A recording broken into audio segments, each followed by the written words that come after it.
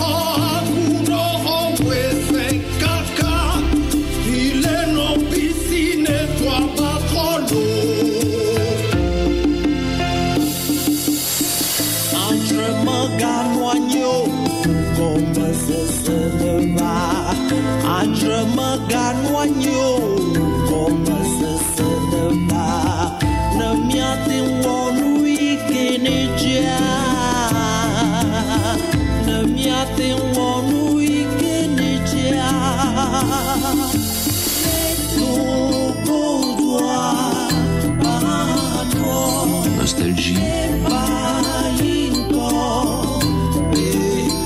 Redécouvrez l'émotion.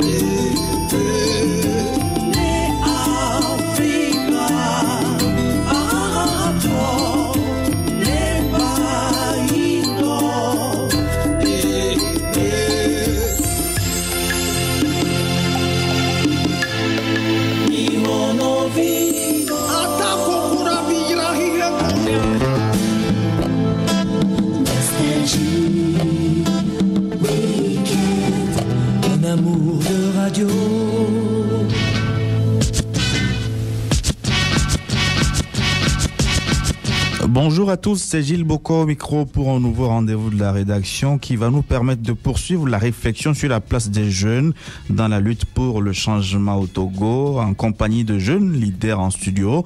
Justin Komlaïdi de la nouvelle dynamique populaire démocratique, il en est le président. Rodrigue Komlak-Bogli, secrétaire général de la Jeunesse Unie pour la démocratie en Afrique. Éric Fioclo-Toulan, secrétaire général de Sud Solidarité. Et puis en ligne de l'Allemagne, Cécérico Ayeva, il est le président de l'association togolaise contre la manipulation des consciences, ATLMC. Chers invités, la jeunesse, bonjour à vous. Bonjour.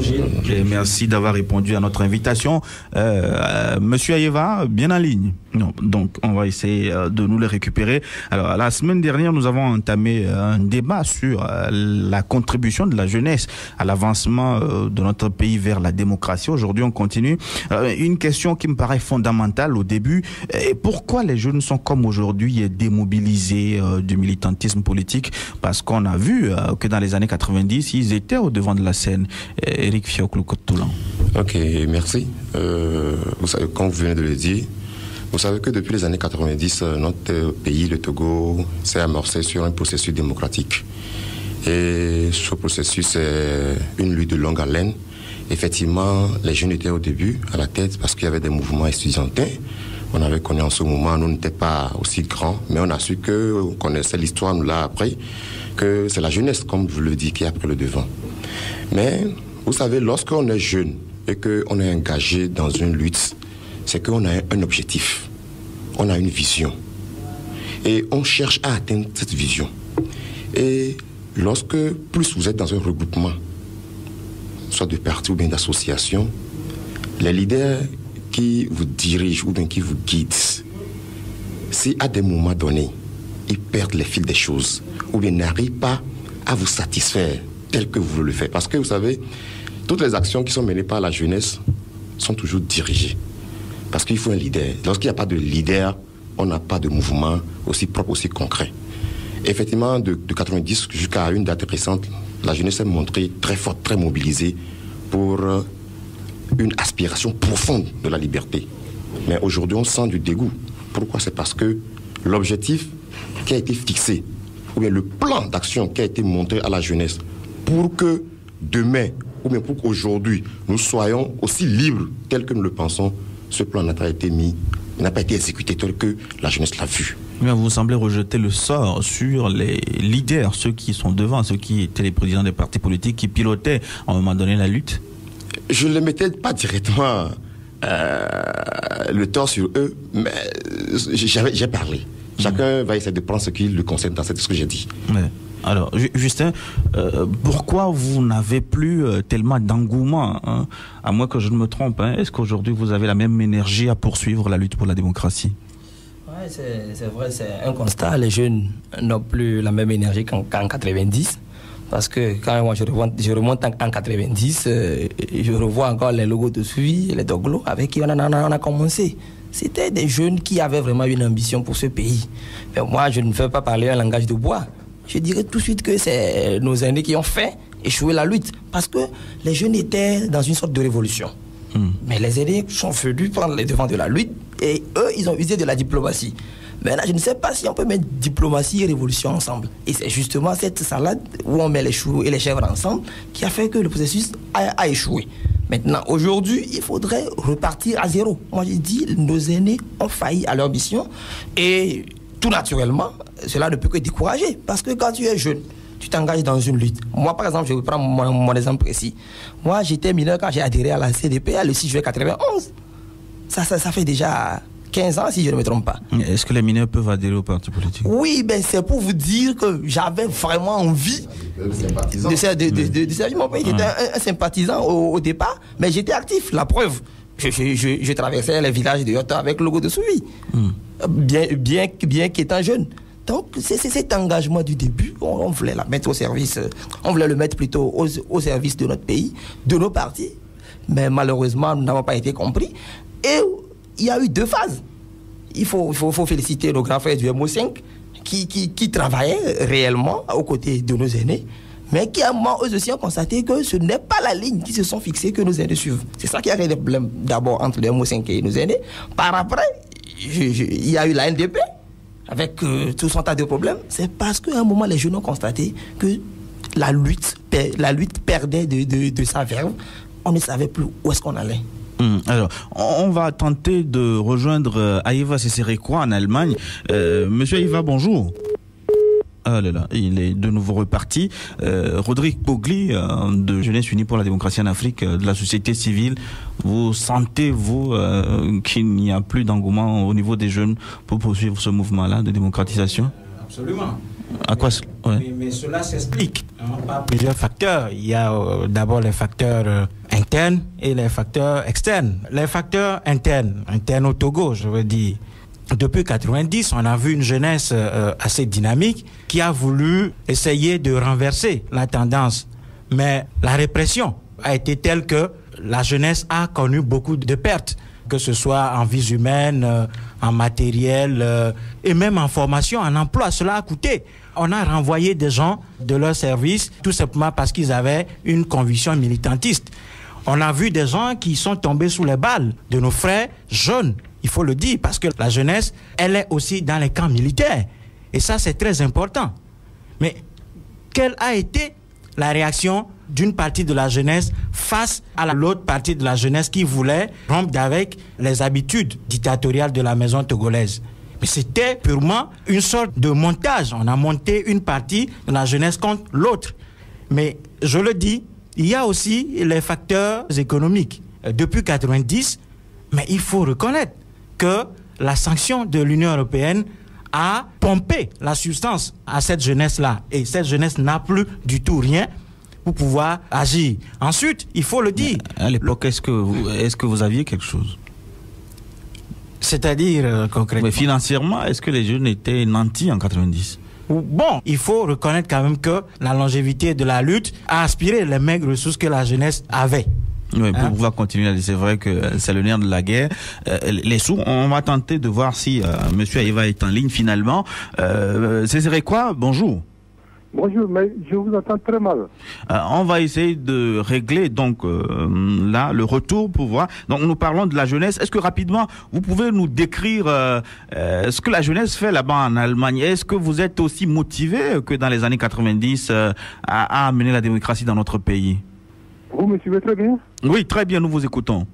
Ok, d'accord. Bon, merci. C'est maintenant que j'ai accès à votre émission. Je n'ai pas du tout à capter un mot du début jusqu'à maintenant. Et la question que vous me posez est très intéressante dans la mesure où nous sommes ici pour avoir eu des problèmes dans notre pays et nous sommes arrivés ici. Ici, la mobilisation se poursuit. Nous avons de sérieux problèmes quand vous fuyez le Togo parce que vous êtes persécutés. Vous arrivez en Allemagne, en Belgique, aux États-Unis, au Canada, il y a des formulaires qu'il faut remplir. Il y a toute une suite de choses qu'il faut faire pour être admis dans le pays d'accueil. Bon, mais pour s'organiser et continuer la lutte, c'est pas du tout facile. On est pourchassé depuis le pays, on arrive ici, il y a des courses qu'il faut faire, il faut se réunir pour chercher la suite de la lutte. Et c'est très difficile dans la mesure où, quand nous arrivons ici, les gens sont contraints de se reconstituer en petits groupements pour pouvoir satisfaire aux exigences de ces jours qui sont les leurs. Il faut prouver qu'on est en Allemagne et qu'on continue par lutter. Donc, les gens ont créé de petits groupuscules pour pouvoir continuer la lutte. C'est une très bonne chose dans le plan démocratique, mais c'est aussi très dangereux dans la mesure où ça morcelle l'unité d'action qu'on avait déjà entamée au Togo. En Allemagne, oui, nous sommes toujours sollicités. Il faut aller au tribunal, il faut aller ici, il faut aller là. Et notre association, l'association togolaise de lutte contre la manipulation de conscience, continue la lutte dans la mesure où nous sommes l'un ou l'une des rares organisations à l'étranger à accompagner les gens au tribunal pour qu'ils aient leur séjour sans leur exiger de l'argent. Et nous en sommes fiers. Mais les Allemands, à l'heure actuelle, par rapport à ce qui s'est passé au Togo après la mort du général Eya Adema, les Allemands continuent par rapatrier nos frères. Et un de vos journalistes était venu en décembre ici, il avait assisté à l'une de nos marches, une marche qui était vraiment bien organisée. Les gens ont affronté un froid mordant pour sortir, pour marcher, pour dire que non, notre pays ne se porte pas bien. Comment voudriez-vous nous rapatrier dans ce pays? Quand on nous a appris au Togo, on dit que quand la case du voisin brûle, alors il ne faut pas se mettre là à crier de joie, non. Pourquoi on peut rapatrier un Togolais dans un pays qui est en train de brûler? Nous posons des questions et partout où nous passons, les gens nous comprennent. Mais c'est pour ça qu'en Allemagne ici, nous avons décidé au niveau de notre association d'organiser 3 grandes manifestations. Le mois prochain, le 4 avril, nous allons faire une grande marche à Schwerin. Schwerin, c'est la capitale de l'état de la Poméranie antérieure. Le 16 avril, à cause du calendrier de chacun d'entre nous, nous allons faire le 15e anniversaire de l'association togolaise de lutte contre la mutation de connaissance à Munich. Ouais, donc ça, le 29 avril, ça veut dire que vous ne baissez finalement pas les bras. On va essayer de revenir sur toutes ces différentes manifestations au cours de cette émission. Ça veut dire que en Allemagne, en tout cas, tant bien que mal, vaille que vaille, la jeunesse essaie de poursuivre ce qu'elle a à faire. Je voudrais donner la parole à Eric Fioclou-Toulan par rapport aux facteurs de démobilisation de la jeunesse qu'évoquait tantôt Rodrigue Pogli. Il a parlé de la répression qui était trop forte pour les jeunes finalement, c'est un fardeau qui les dépassait, et du poids économique. Ils n'avaient plus de quoi poursuivre la lutte financièrement. Alors parlons de la répression. Pensez-vous que c'était terrible à tel point que les jeunes ne pouvaient pas continuer, Eric? Ok, merci. Vous savez, quelle qu'en soit la lutte que nous faisons, ou bien quelle qu'en soit la situation dans laquelle nous sommes, les pertes de vies humaines sont toujours à déplorer. Parce que il faut reconnaître que ces heures étaient des heures très dures pour le pays. Et effectivement, la mobilisation avait fait que des deux côtés, il y avait eu des pertes. Et effectivement, de notre côté, il y avait les forces de l'ordre qui étaient dans les rues pour essayer de canaliser ou bien pour essayer de contrôler cette jeunesse. Et arrivé à un moment donné, ça a débordé. Et ça a débordé, on a déploré des pertes de vies humaines. Ça également a contribué, ça a contribué énormément à ce que la jeunesse baisse les bras.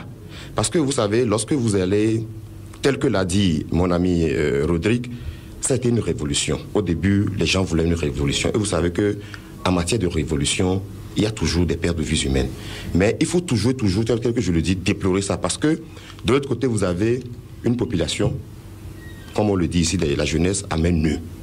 Et dans nos pays où nous ne sommes pas trop préparés, à dire les agents de force de l'ordre ne sont pas préparés à affronter ces foules, à quadriller cette manifestation. Des fois, on est débordé. Moi, je ne suis pas de l'armée, mais je sais que c'est des trucs, des fois, ils sont débordés. Et le mouvement de jeunes, on ne peut jamais accepter cela. Et nous ne pouvons jamais prôner ces répressions. Alors, Justin, il dit, est-ce que finalement vous n'avez pas péché pour n'avoir pas prévu ce qui allait se passer? Parce que toute révolution a quand même ses revers. Est-ce que vous vous étiez préparé à affronter pendant longtemps la répression? C'était à prévoir, non?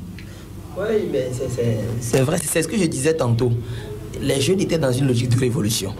Et dans cet état de cause, ici, ils sont préparés. Mais seulement les aînés qui sont venus prendre la tête ont orienté la lutte autrement. Parce qu'on ne peut pas dire nous faisons une révolution et ne pas être préparé psychologiquement. Donc psychologiquement, les jeunes étaient prêts. Même jusqu'au jour d'aujourd'hui où nous parlons d'une certaine démotivation. Les dernières élections ont montré que les jeunes sont encore déterminés, au-delà de tout. Ça veut dire quoi? Ça veut dire que les jeunes pouvaient affronter cette révolution-là. Donc finalement, c'est une question d'objectif. L'objectif n'est pas clair devant. La jeunesse ne sait plus où elle doit aller. C'est pour ça qu'on sent une certaine démotivation. Non, ce n'est pas ça. La jeunesse sait très bien où elle va, mais seulement elle n'a pas les moyens peut-être de sa politique. Justement, et le camarade Pogli parlait tantôt d'une certaine paupérisation de la jeunesse. C'est vrai. Et quand tu fouilles cette masse qui est souvent dans la rue, c'est les diplômés sans emploi, c'est les chômeurs, c'est les émigrants. C'est ceux qui... C'est le bas peuple. Or, c'est constitué en majorité de jeunes. Alors, monsieur Aïva, vous aviez commencé cette lutte très jeune. Aujourd'hui, vous avez fait plusieurs années de lutte, une dizaine d'années sans travail. Est-ce que ça a joué dans votre détermination à poursuivre la lutte pour le changement? Non, absolument pas. Mais effectivement, parce que le grand problème que nous avons au Togo, c'est qu'avant la lutte, les gens n'ont pas imaginé que cela allait être aussi long que ça. Et de deux, les gens ne savaient pas qu'on avait besoin d'un capital important qui est celui de la bonne moralité. Ok, c'est ça. En cours de lutte, nous avons vu les gens qui ont retourné le veste. Ça, c'est vraiment, c'est dommage. Effectivement, vous avez dit tout à l'heure que ça fait plus de 10 ans que je ne travaille pas. Et c'est vrai, c'est comme si vous me suiviez. Je ne travaille pas depuis plus de 10 ans. C'est très difficile de tenir dans ces conditions. Mais cela n'entraîne en rien ma détermination parce que je me dis que c'est un objectif noble. Bon, s'il y a eu des leaders qui ont changé de côte parce qu'ils se disent que bon, maintenant il faut que j'aille de l'autre côté, ça dépend d'eux. Et l'histoire est là pour aider tout le monde. Nous sommes là en exil, ceux qui sont au pays sont en train de souffrir également, nous sommes en train de souffrir. L'exil n'est pas un paradis, même si on nous dit que c'est en Europe que nous sommes. Loin de là, loin de là. Nous luttons pour que, au moins, les gens qui ont pu s'enfuir, qui ont pu sauver leur vie en arrivant ici, puissent quand même rester à l'abri de toute persécution. Voilà ce qui est important. Oui, mais est-ce que le fait de partir, de quitter le pays, est-ce que c'est pas une démission finalement? Vous allez très très loin du Togo, cela vous permet de continuer la lutte? Qui vont agir sur le terrain ici? Mais ça, c'est une très bonne remarque. Si je veux parler de mon cas, je ne parle pas du cas général. Pour mon cas particulier, je n'ai pas voulu quitter le Togo. Je n'ai pas voulu. Parce que quand j'étais à Lomé, c'est des amis de Lomé qui m'hébergeaient tantôt chez celui-ci, tantôt chez l'autre. Après, comme vous étiez là, vous avez dû apprendre que le Ghana était prêt à envahir notre pays en janvier 1993 et que pour cette opération, il fallait que nous nous mettions à l'abri, etc. Il ne faudrait pas que le souverain vienne nous piétiner, etc. Donc, voilà, on était moralement contraints d'aller vers le Ghana ou le Bénin. Moi, personnellement, je ne voudrais pas le dire sur l'antenne, mais je suis contraint de le dire pour que vous le compreniez. J'ai échappé à une douzaine d'attentats au Togo avant d'arriver au Ghana, où j'ai échappé à 2 attentats. Bon, je me dis que si on continue par me poursuivre dans ce vilain dessin de Massafini, autant aller plus loin. Et 6 ans après au Ghana, je suis arrivé en Allemagne. Donc, rien ne change matériellement, financièrement, rien. C'est la misère, on continue. Et c'est pas facile. Et c'est quand les gens quittent leur pays, on a comme l'impression qu'ils fuient leur pays, qu'ils abandonnent la lutte. Et qui va faire ça à leur place?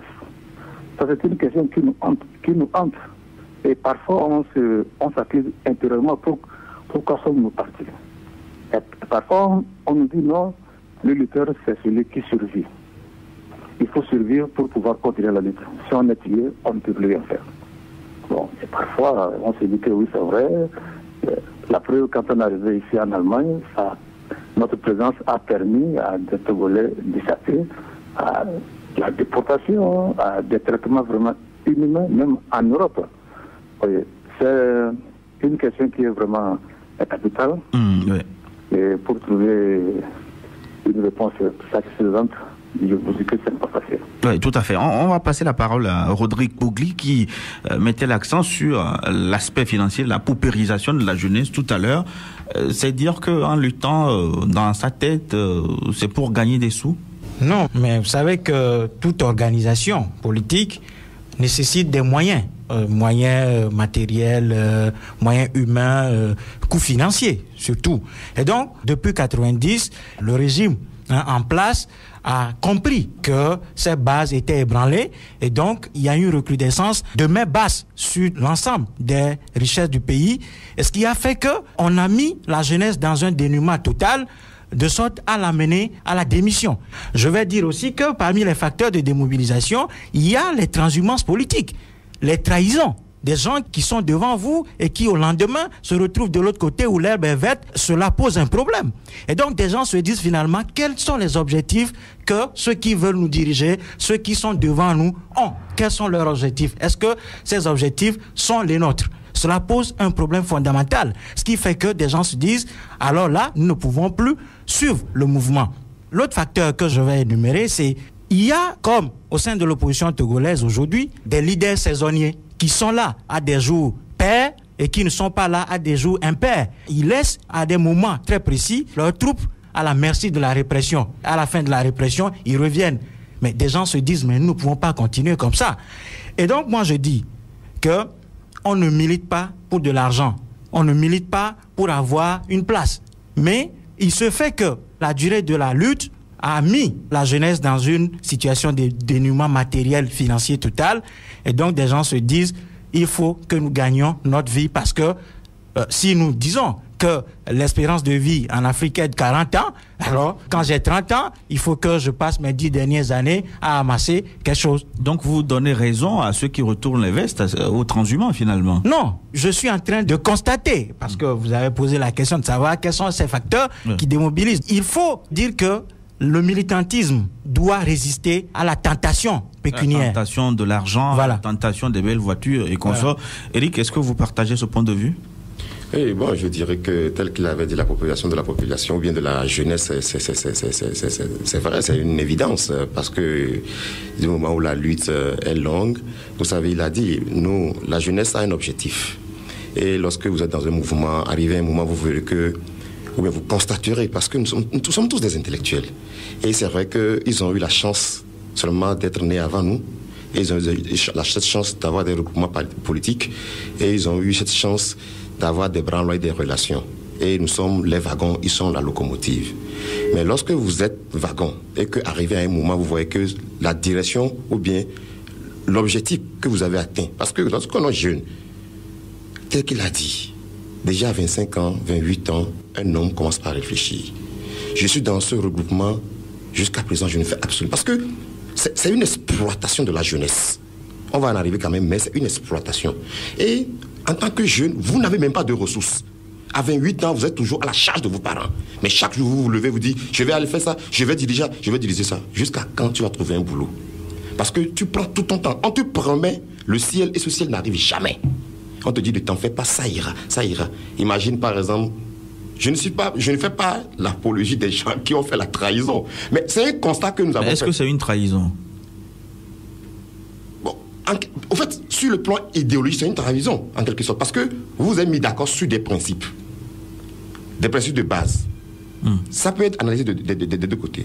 Arrivé à un moment, vous avez constaté que soit l'objectif ou bien le principe que vous avez défini, ce n'est pas ça que les gens suivent. Vous quittez. Vous les quittez, les gens vont vous traiter de trahison. Et c'est tout à fait normal. Soit vous êtes toujours dans un regroupement, mais vous mangez de l'autre côté. Ça, c'est la plus grande trahison. Mais moi, je pense que la plus faible trahison, c'est de les quitter humblement pour dire, je ne peux pas suivre parce que ce n'est pas mon objectif. Et vous allez voir que la plupart de la jeunesse aujourd'hui, ce n'est pas qu'ils sont sur cette voie, mais ils sont démobilisés, ils sont démotivés. Pourquoi? Parce que les gens veulent travailler. C'est vrai qu'il y a manque d'emploi au Togo. Mais il faut que ces jeunes soient occupés. Lorsque c'est les mêmes jeunes, lorsque aujourd'hui ils sont avec vous, vous les traitez, même s'ils, entre parenthèses ou bien entre guillemets, ils ne font rien, on les traite bien. Demain, lorsque vous montez ou bien vous occupez un poste politique, ces mêmes jeunes, vous les traitez de bandits. C'est constant, on le fait au Togo. Ces mêmes jeunes qui vous ont aidé, qui vous ont soutenu, en ce moment ils ne travaillent pas, ils ne faisaient absolument rien. Ils sont des héros, mais lorsqu'on vous nomme quelque part, vous occupez un poste, ils sont des bandits, parce qu'ils ne font absolument rien du tout. Il faut qu'on le constate. Donc, moi, je pense quand même que c'est vrai que l'aspect économique a énormément joué. Parce que dans les mouvements, c'est les jeunes même qui cotisent. Où est-ce qu'ils trouvent l'argent pour cotiser? Les leaders ne le savent même pas. Et c'est après, lorsque les fonds rentrent, après le mouvement, pour faire les comptes, c'est entre eux ici qui se chamaillent. On a eu des exemples.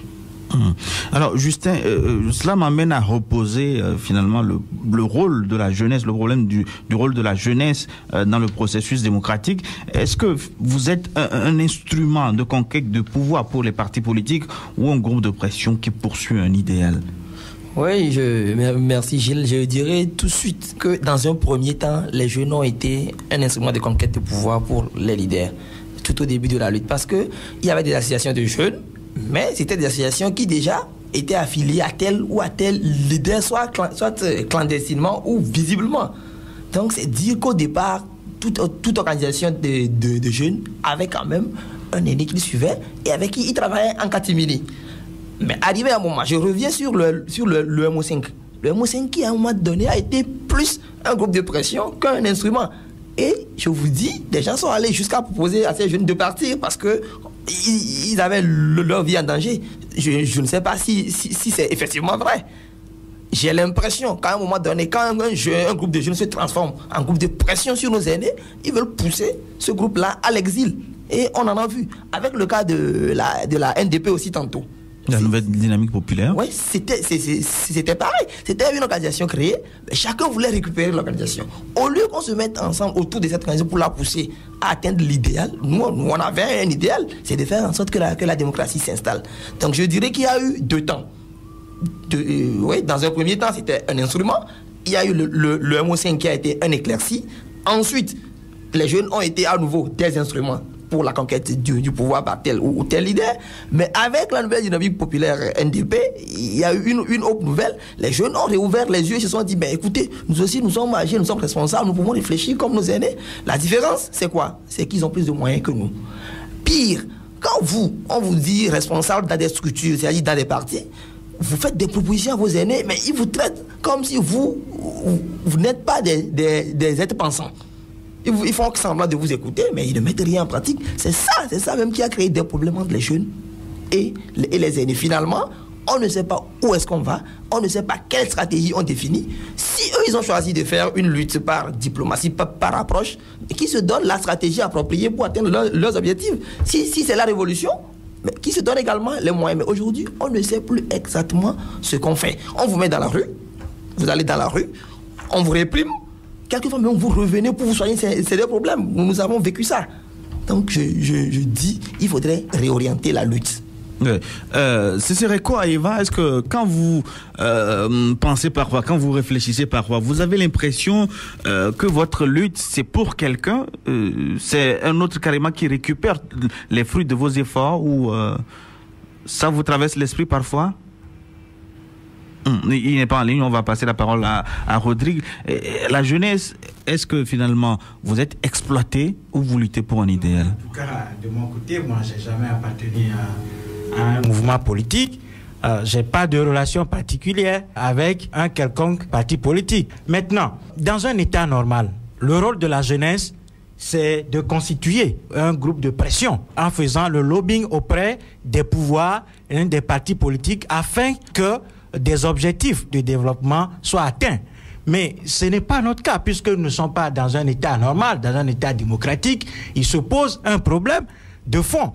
Et donc, nous, on a remarqué que l'exploitation dont parlait Eric Fioclou tout à l'heure, elle est réelle. Et cela a commencé fondamentalement à partir du RPT. Le parti au pouvoir, en 69, lors de l'appel historique, machin, tout ça là, on avait parlé de creuset national et on avait créé ce qu'on a appelé la JRPT, une aile marchande du parti au pouvoir. Et donc, l'exploitation a commencé à partir de là. Vous avez une exploitation ou la préparation de la jeunesse? Non, mais écoutez, vous savez, le parti unique, c'est l'idéologie unique. On oriente les gens dans une seule direction. Finalement, c'est une forme de manipulation de conscience. Et donc, ce qui s'était passé, à mon avis, c'est que avec l'arrivée ou bien l'avènement du vent démocratique, les partis d'opposition avaient eux aussi tenté de trouver des jeunes par lesquels passer pour que leur message soit écouté. Mais c'est qu'à un moment donné, il y a eu rupture, comme l'a dit tout à l'heure, entre un certain nombre de mouvements de jeunesse et les leaders d'opposition parce que, disait-on, il y avait de la malgouvernance au sein de partis politiques, il y avait une forme de dictature au sein de partis politiques et les jeunes n'avaient pas forcément accès à la parole. Donc, jeunesse, instrument de conquête de pouvoir, cela pose fondamentalement un problème. Et ce problème, c'est que, normalement, la jeunesse ne doit pas être vue comme du bétail électoral, ne doit pas être perçue comme un creuset où il faut puiser des gens, des forces pour pouvoir déstabiliser l'autre. Mais je dis que dans un état normal, la jeunesse doit constituer un groupe de pression. Tel n'est pas le cas aujourd'hui parce que nous ne sommes pas dans un état normal. Et donc, que des jeunes soient utilisés par des partis politiques au fin d'atteindre la conquête du pouvoir, c'est le contexte qui l'impose. Ouais. Eric, est-ce que vous n'avez pas eu tort de penser tout de suite qu'après 3 marches de protestation, après avoir lancé 2 pieds, vous devrez avoir votre emploi, votre voiture, vivre décemment? Non, je ne sais pas trop ce que vous voulez mettre dans cette question, mais ce que j'avais dit ici, c'est que lorsque vous êtes dans un regroupement ou dans un mouvement, on aspire toujours au bien-être. Et vous ne pouvez mener une lutte que lorsque vous avez des moyens. C'est ce que j'allais dire. Donc, lorsque vous êtes dans un mouvement plus politique et que vous menez des luttes, quel est l'objectif d'un mouvement politique? C'est d'accéder au pouvoir. Quand vous accédez au pouvoir, que les gens qui ont travaillé avec vous soient aussi à des postes donnés. Parce que vous allez venir gouverner avec une équipe donnée. Et toi, jeune, militant, intellectuel ou bien nanti d'un certain diplôme, pour vous, c'est qu'un jour, lorsque votre mouvement va accéder au pouvoir, que vous aussi, vous soyez à l'aise. Bon. Que vous lancez une pierre, 2 pierres, 3 pierres, que vous voulez en même temps aller au mangeoir, ça dépend de la conscience de tout chacun. Mais je vais revenir à la question précédente en disant que la jeunesse, en tant que pression, ou bien la jeunesse, instrument pour les politiques accéder au pouvoir, mon ami Rodrigue disait ici que c'est parce que nous ne sommes pas dans un état normal. Moi, je ne le dirais pas comme ça parce que la responsabilité nous incombe tous. Vous savez, jusqu'aux dernières élections, nous n'avons pas de société civile organisée au Togo. Ça n'existe pas. Il y a un mélange. Ce que nous attendons ailleurs comme société civile, c'est-à-dire vous et moi, des gens qui sont regroupés en association, par exemple le mouvement de Rodrigue, Juda. Sud Solidarité et autres, là, ces mouvements qui contribuent directement au développement du pays, à la base. Et ces mouvements qui sont apolitiques. Mais est-ce qu'à une date récente, on est arrivé à le faire au Togo? Non, ça reconnaissons-le.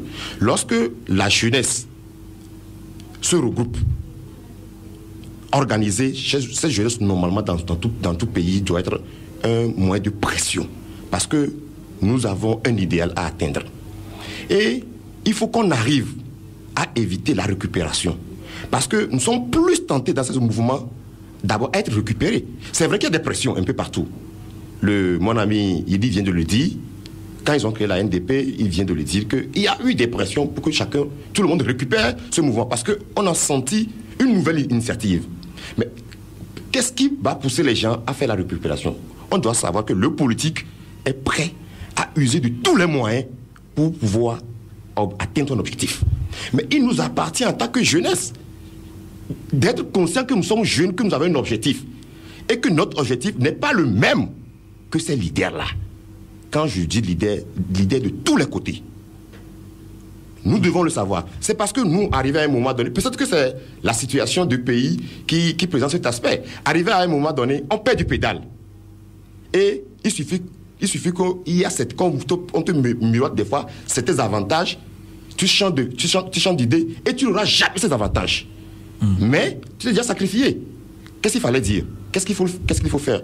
Donc je pense qu'il y a d'abord la prise de conscience que la jeunesse doit se regrouper. Et nous devons avoir un objectif. Et tertio, éviter la récupération. Nous devons savoir que nous avons un objectif. Il faut faire tout pour atteindre cet objectif. Je disais l'autre fois qu'au Mali, tout dernièrement, il y avait un forum social pour lutter contre la vie chère dans ce pays. Ce mouvement a été organisé, nul n'a parlé de récupération politique. Même s'ils n'ont pas eu ce pourquoi ils se sont mobilisés, ils ont eu quand même quelque chose. Oui, au Niger. Au Niger. Vous voyez? Donc, pourquoi on ne peut pas faire cela au Togo? C'est parce que au Togo, nous politisons toutes les situations. Quel qu'en soit l'événement qui se passe, on cherche toujours des deux côtés à politiser la situation là. Évitons de trop politiser la situation togolaise pour que les jeunes ne deviennent que politiques en fait. Oui, vous parlez de politisation, moi je parle de récupération parce que quand j'évoquais tantôt l'exploitation de la jeunesse, je pensais notamment à de basse besogne qu'on confie à la jeunesse. Quand il s'agit de fabriquer de cocktails Molotov pour prendre 2000 francs, c'est la jeunesse. Quand il s'agit de dire à la télé que c'est moi qui ai tué tel ou c'est moi qui allais ramasser les cadavres à la morgue pour jeter dans la lagune de bain, on trouve la jeunesse. Est-ce que vous n'avez pas besoin d'être fort dans la tête et avoir un certain idéal pour ne pas tomber dans ces jeux finalement qui compromettent la lutte? Ouais, c'est justement ce que nous disons. C'est-à-dire que les gens croient que la jeunesse est un bétail électoral, comme l'a dit tantôt mon ami, ou bien un instrument de conquête. On vous dit, allez déterrer les pavés, et allez jeter les cailloux, faut brûler les pneus. On l'a fait. On l'a fait par le passé. Mais nous, en le faisant, on se disait, c'était un moyen de conquête du pouvoir. Mais quand à un moment donné tu dis non, ce n'est pas la meilleure façon de procéder, il faut réfléchir autrement, on te dit non, toi tu es encore trop jeune, attends, c'est justement cela qui frustre et qui fait qu'aujourd'hui, comme vous le disiez tantôt, les jeunes doivent prendre conscience d'abord qu'ils ont un objectif à atteindre, c'est d'abord le développement de leur pays et ce qui va tout naturellement débouchera sur eux-mêmes leur bien-être. C'est en ce sens-là que nous, par exemple, nous avons pris nos responsabilités. Quand on a voulu créer un parti politique, on a eu tous les bruits que nous sommes achetés, nous sommes tel, mais nous sommes allés quand même. Et aujourd'hui, bon, maintenant, le parti évolue. Ouais. Alors, Rodri, parlons d'aujourd'hui, de la jeunesse de nos jours, la jeunesse qui vit dans des conditions très difficiles, conditions de vie très, très approximatives. Est-ce que cette situation est un frein à la continuation de la lutte Absolument, nous l'avons dit. Ça constitue un facteur inhibiteur à la continuation de la lutte. Mais est-ce que ce n'est pas forcément parce que justement vous êtes dans des conditions difficiles qu'il faut lutter? Oui, mais c'est ce que j'allais dire. Mais cela a pour cause un déficit de formation civique et un déficit d'engagement militantiste. Parce que lorsque vous êtes dans un processus de conquête ou de renversement d'une situation, vous devez vous munir de tous les gants possibles pour ne pas être brûlé. Mais la répression a fait que des gens se retrouvent dans une situation de peur. Vous savez, il y a aujourd'hui 40 000 jeunes Togolais à l'étranger qui vivent dans des conditions absolument effroyables. Mais comment est-ce que des gens peuvent continuer la lutte tout en sachant que s'ils osent, ils seront réprimés, ils seront tués? C'est-à-dire, aujourd'hui, l'engagement politique au Togo, c'est en quelque sorte ouvrir sa propre tombe. Et aujourd'hui, des gens qui ont leur famille totalement décimée, et je le dis, il y a une partie de la jeunesse qui est au sein de l'armée. Parce que quand on parle de la jeunesse, il ne faut pas voir seulement la jeunesse civile. La jeunesse, elle est partout. Mais pourquoi est-ce que les jeunes de l'armée togolaise et certains qui sont récupérés, qui sont aujourd'hui dans les milices, agissent contre leurs propres frères? Cela pose une question fondamentalement éthique. Et il faut, à mon avis, que nous puissions arriver à bâtir une vision commune autour de laquelle nous allons chacun apporter sa matière. Maintenant, je ne suis pas forcément d'accord par rapport à ce que nos amis viennent de dire. La récupération par tel ou tel parti politique. Vous savez, le péché originel de la NDP, et Yidi le sait bien, on en a toujours parlé, c'est que la NDP, à la naissance, n'a pas rompu le cordon ombilical avec les partis politiques. Vous savez que la NDP, en son temps, c'était des jeunes issus de différentes formations politiques. Mais quand ils allaient quitter pour devenir, je ne sais pas si l'objectif c'était une association, mais si c'était une association, il fallait qu'ils quittent carrément leur parti politique pour pouvoir créer leur association. On aurait pu dire qu'ils se sont même appuyés sur les partis politiques pour créer l'association. Ah ben voilà. Ben voilà, comment est-ce que vous ne voulez pas, comment est-ce que nos amis de l'NDP ne vont pas vouloir que les partis politiques les récupèrent, puisque chacun était parti à l'NDP avec son étiquette. Oui, ce n'est qu'un exemple. Alors, Eric, les conditions approximatives de vie des jeunes constituent-elles un frein ou une motivation pour la participation de la jeunesse à la lutte pour le changement? Autrement dit, lorsque vous roulez dans votre voiture, vous êtes dans des bureaux climatisés, vous avez votre maison, ça vous donne encore envie de lutter? Bien sûr, parce qu'on n'a jamais eu l'idéal sur cette terre. Il faut, tous les jours que Dieu fait, il faut lutter. Même aujourd'hui, dans les pays développés, aux États-Unis, en France, aujourd'hui, il y a les mouvements de jeunes qui sont dans les rues. On leur donne un emploi, contrat première embauche, mais ils ne sont pas d'accord, ils sont dans les rues. Mais ces jeunes, la plupart de ces jeunes, leurs parents sont bien nantis. Il y a des jeunes là-bas, même s'ils ne travaillent pas, ils vont toujours manger. Mais pourquoi nous, en Afrique, même si vous êtes vous avez votre maison, vous avez votre voiture, il faut toujours lutter parce que l'idéal, on l'a jamais ici. Mais c'est aussi vrai ce que mon ami vient de dire, qu'effectivement, les conditions, il y a les deux volets. C'est-à-dire ces conditions, d'abord, ça décourage, ça démobilise la jeunesse. Parce que la jeunesse n'est pas dans une bonne condition, ça peut démobiliser la jeunesse. Mais ça constitue des fois aussi une force. Parce qu'on sait que je veux être ça. Parce que lorsque vous vous levez le matin, vous voulez avoir ça, il faut lutter pour l'avoir. C'est pourquoi, en temps, les gens ont pensé, ou bien nous avions pensé tous que la jeunesse ne peut pas se mobiliser. Malgré les événements qui sont passés, tout dernièrement, les gens disent la jeunesse ne peut pas. Mais attendez un grand événement pour encore voir la jeunesse. Parce que La jeunesse a toujours faim de la liberté. La jeunesse a toujours soif de cet idéal-là. C'est que ces personnes qui dirigent ces mouvements qui perdent de pédale. Sinon, la jeunesse est toujours prête à travailler, à œuvrer pour son pays. Si vous ne le faites pas, qui va le faire à votre place? Mais est-ce que la jeunesse sent qu'elle est en difficulté? Parce que il y a eu une scène il y a 2 ou 3 ans qui m'avait fait tourner la tête pratiquement lorsqu'on avait augmenté les prix du carburant à une certaine époque. D'ailleurs, nous sommes regroupés pour aller marcher pour dire que mais là, c'est très bien. C'est-à-dire que quand on en arrive à de telles dérisions, est-ce qu'on peut croire encore en la jeunesse? Il dit, Justin. Est-ce que ces jeunes s'étaient levés d'eux-mêmes ou bien il y avait des gens qui ont tiré les ficelles pour les pousser? Parce que je me souviens, à cette époque, nous aussi on s'est réunis pour dire qu'il fallait faire une manifestation.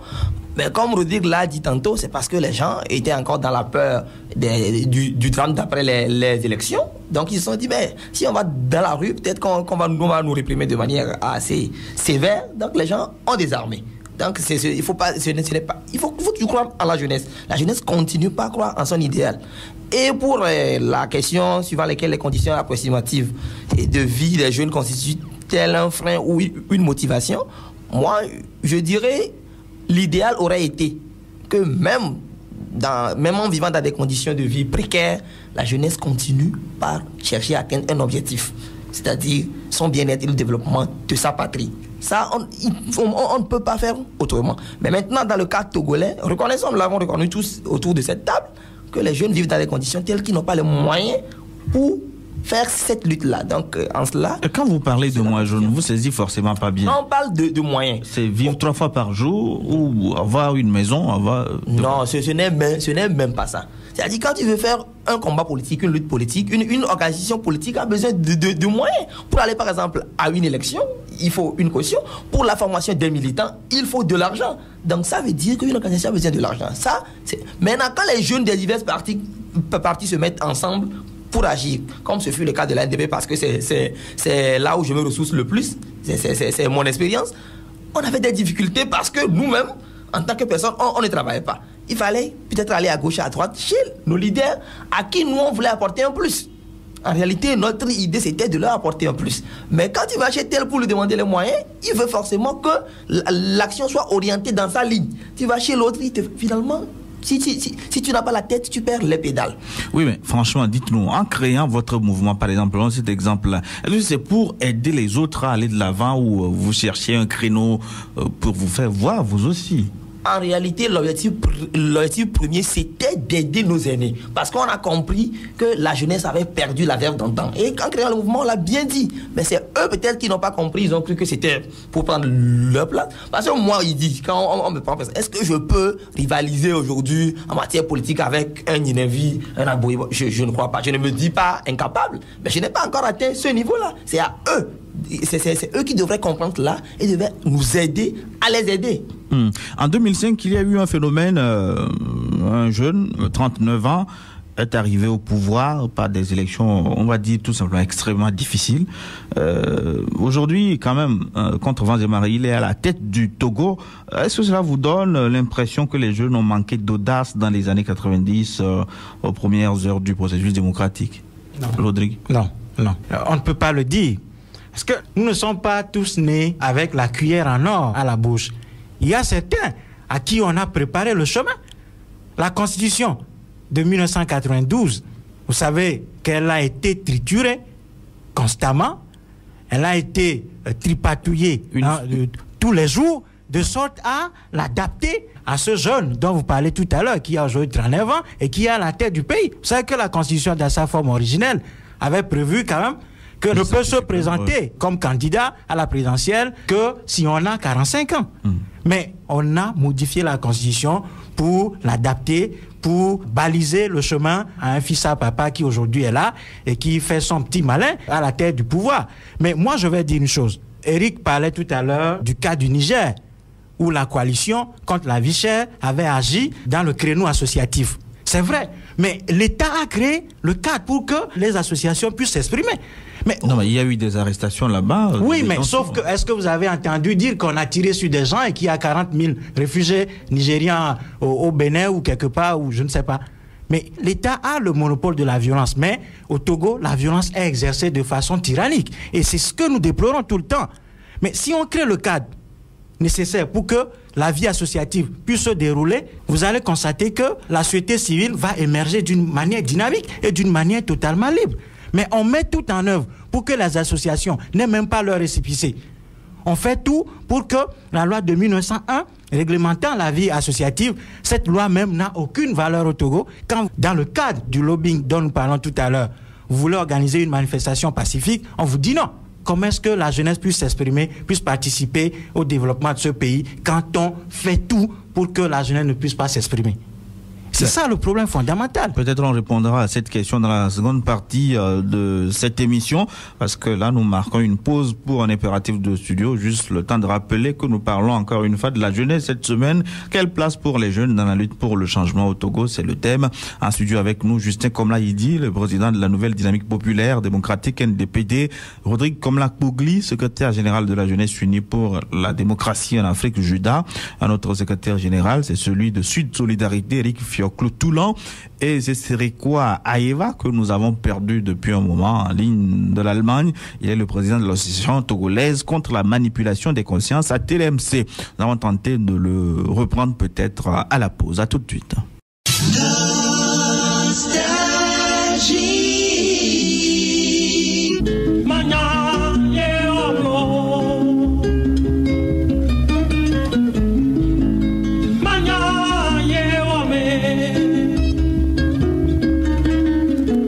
Naïveté de Kingman 100, retour au studio pour parler avec la jeunesse. Quelle place pour les jeunes dans la lutte pour le changement au Togo? Avec nous, Justin Komla-Idi de la NDPD, Rodrigue Kougli de JUDA, Eric Fioclo-Toulan de Sud Solidarité, et c'est quoi Eva de la TLMC que nous n'avons pas toujours récupéré. Eric, avant la pause, nous étions en train de parler de Faure Gnassingbe qui est arrivé à la tête du Togo à 39 ans. C'est un exemple à suivre, ça suscite en vous de l'ambition? Merci, mais avant de répondre directement à cette question, j'aimerais réagir par rapport à ce que Rodrigue vient de dire. D'abord, il avait eu à dire, quand j'avais donné l'exemple du Niger, en disant que c'est l'État qui a le monopole de la violence. L'État n'a pas le monopole de la violence, l'État a le monopole de la force de l'ordre. C'est ce qu'il faut dire. Et qu'on n'a pas le monopole de la répression au Togo. Le Niger a connu des heures dures que tout le monde connaît. C'est vrai qu'aujourd'hui, notre démocratie piétine, ça tâtonne, mais la démocratie n'est pas aussi facile qu'on l'a dit. La dernière fois, on l'avait dit que la démocratie est plus difficile à arriver qu'une autre forme de politique, comme la dictature ou bien je ne sais même quoi il faut dire. Donc, au niveau de l'arrivée de Faure, du président actuel au pouvoir, vous savez, les gens disent qu'il y a tripatouillage, il y a quoi de la Constitution juste après le décès du feu Yadema. Ça, moi, je ne veux même pas revenir sur ce débat. Mais au niveau de l'âge, qui était à 45 ans avant, qui a été révisé, toute Constitution votée ou bien écrite prévoit en elle-même les formes de la révision, de sa propre révision. Et je pense que l'Assemblée qui a eu à réviser cette partie à l'amener à 35 ans a été une Assemblée élue, quoi qu'on dise. Si les autres n'ont pas voulu aller aux élections, ça c'est leur problème. Donc l'Assemblée a été autonome, l'Assemblée, c'est une Assemblée élue qui n'a que procédé. Je parle avant le décès du feu Yadema. Ça a été une procédure, une révision qui s'est passée légalement et sur le plan juridique, il n'y a même pas de point à revendiquer. Bon. Et j'aurais également souhaité que lorsque nous parlons ici au Togo, c'est parce que nous manquons de beaucoup de choses. Il avait dit d'éducation civique. Quelle qu'en soit la manière, la situation que nous avons vécue, X est arrivé aujourd'hui au pouvoir, Y est arrivé au pouvoir. Le pouvoir est une autre chose. La Constitution est une autre. La présidence, c'est une institution. Lorsque vous prenez la Constitution d'aujourd'hui, que ce soit de 92 ou d'aujourd'hui, que nous avons dans nos mains, la présidence, c'est une institution. Une institution à respecter. Et donc, quand vous voulez parler de la institution, je pense qu'il est quand même bien que l'honnêteté nous dit qu'il y a certaines expressions qu'il ne faut pas utiliser. Qui fait son petit malin. En fait, moi, on me le dira, ça me dira rien. Mais par rapport à une institution, je ne pense pas que c'est bien entre nous. Et je tenais à le dire. Donc, cette rectification ou bien cette modification de l'achat a été faite légalement. Il peut aller le chercher. Et c'est pourquoi j'ai dit d'avant Le décès du feu Yadéman, ça a été fait. Et ça a été une assemblée légalement qui l'a faite. Et nul n'a contesté. Même si on a contesté avant cette modification, c'est parce que vous avez laissé main libre à une assemblée. Et elle a le droit de procéder à une révision parce que la Constitution en elle-même a prévu cette révision. Aucune Constitution n'est figée. Oui, donc maintenant la question. Bon, maintenant par rapport à la question. Effectivement, l'arrivée de fois en tant que jeunes au pouvoir doit nous donner beaucoup de courage, nous jeunes. Ça veut dire quoi? Ça veut dire que nous aussi on peut aller au pouvoir. Ça veut dire que vous qui êtes là-bas, on peut vous nommer ministre. Vous ne manquez pas de compétences. On ne doit pas laisser seulement que les vieux aller au pouvoir. On ne doit pas laisser seulement que des gens qui sont pratiquement à la retraite exercer des postes. Non. Il faut que la jeunesse monte ses compétences. Parce que nous avons des compétences. Et tout le monde sait. Puisque ces leaders qui arrivent au pouvoir, ils passent par qui? Par nous, bien sûr. Et la plupart des projets qui sont écrits dans ce regroupement, qui les écrit? C'est les jeunes qui les écrivent. Mais seulement que dans les réunions internationales, c'est eux qu'on présente. On a pratiquement les mêmes compétences. Nous avons fait les mêmes universités. Tel que l'a dit, il dit, c'est parce que eux, ils ont plus d'expérience comme nous. Mais l'expérience, on ne reste jamais à la maison pour avoir l'expérience.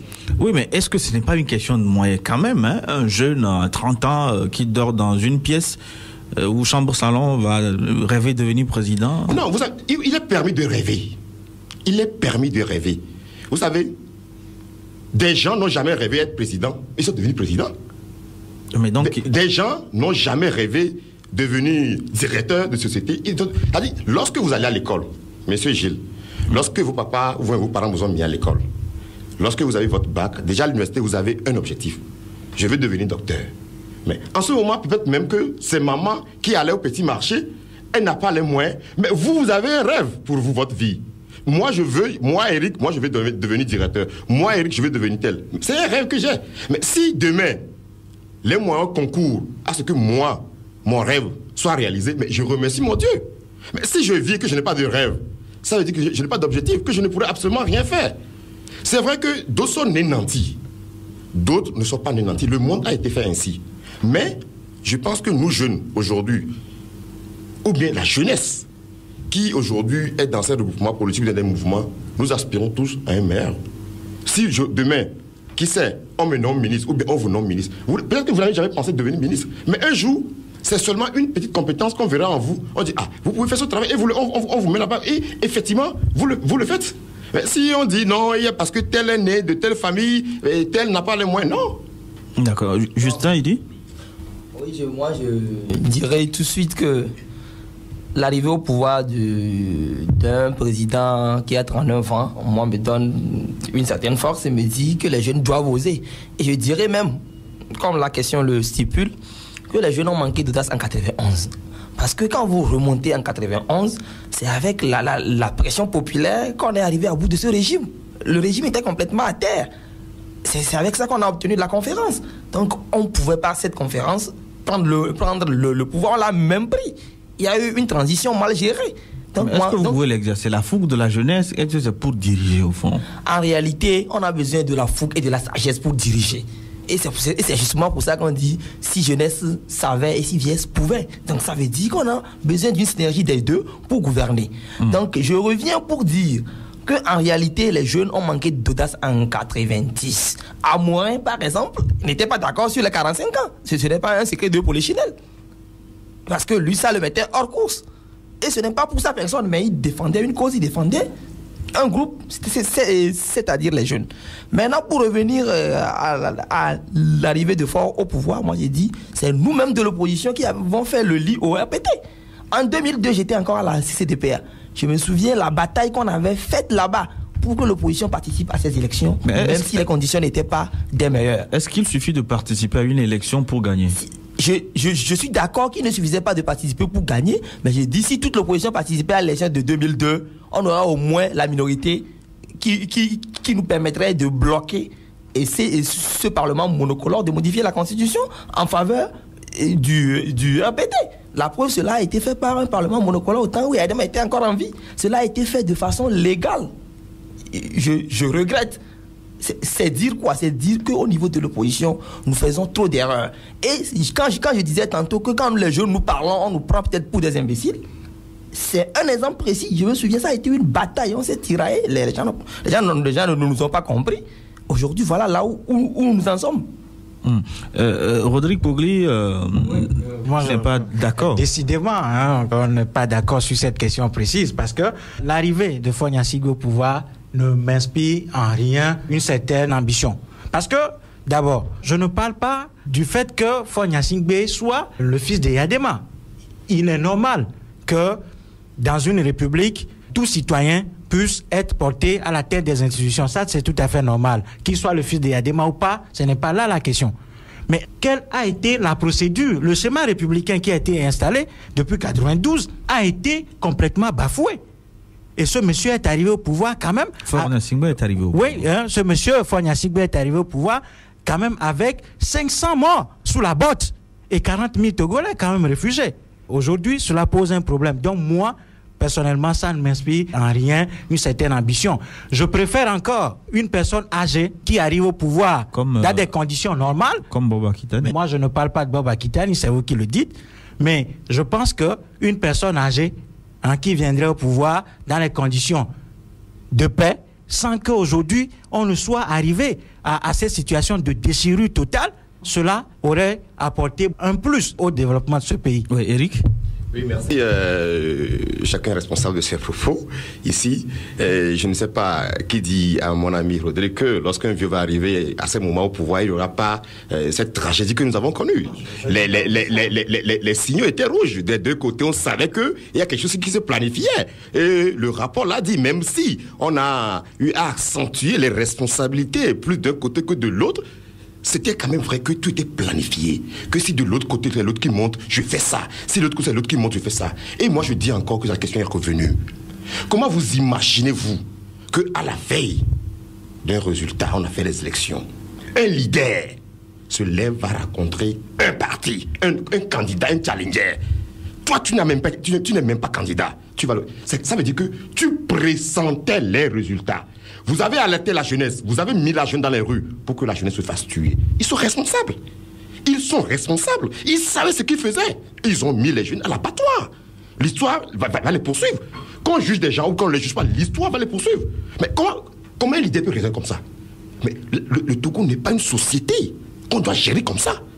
Moi, je ne suis pas d'accord. Mais c'est une institution qu'il a appelée, donc c'est l'institution qu'il a instrumentalisée. La CEDEAO. Quelle l'Union africaine. Non, tu sais, Gilles Bokor, vous êtes intellectuel. Prenez tous les pays du monde. Dans quel pays, à la veille de la proclamation des résultats, celui qui n'est pas candidat et celui qui est candidat se sont retrouvés? Un exemple parmi tant d'autres. Ça a été une erreur politique qui a été piégée. Ça a été une erreur. C'est ça le manque d'expérience. C'est ça la cacophonie au niveau de l'opposition. C'est ça même.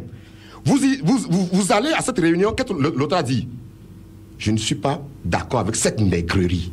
Vous avez compris cette expression? C'est son secrétaire qui l'a dit sur les médias internationaux. Je ne suis pas d'accord avec cette nègrerie. Ça prouve encore une cacophonie. Et moi, j'ai regretté, effectivement. Lorsque vous savez que vous n'êtes pas prêt, vous n'êtes pas, je sais pas comment le dire, homogène, laissez la jeunesse. Ne montez pas la jeunesse. Et après, vous fuyez. Vous dites, je suis ici, je suis persécuté, alors que vous n'êtes pas persécuté. En ce moment, quand la jeunesse se fait bâillonner, ils sont dans leur salon en train de prendre du thé. Et moi, je ne suis pas d'accord. Justin veut dire un mot rapidement pour qu'on... Moi, je voudrais faire une démarcation entre la modification de la Constitution qui permettait à Faure d'être candidat et la modification faite rapidement par l'Assemblée pour le porter au pouvoir avant qu'il ne revienne, avant d'aller aux élections. Donc, dans la manière d'accéder au pouvoir, je dis ce n'était pas la meilleure. Je suis d'accord avec Rodrigue sur ce plan. Mais la modification préalable qui lui a permis d'être candidat, parce qu'à 35 ans déjà on est candidat, c'est nous-mêmes qui en sommes responsables. Je voudrais clarifier pour que les auditeurs soient assez édifiés sur la question. Maintenant, par rapport même à la deuxième phase où il est venu au pouvoir, c'est vrai, la manière n'était pas la bonne, mais nous y avons contribué en tant qu'opposants. Et je sais de quoi je parle. Oui, seulement que nous ne savons pas. Oui, mais je ne comprends pas très bien.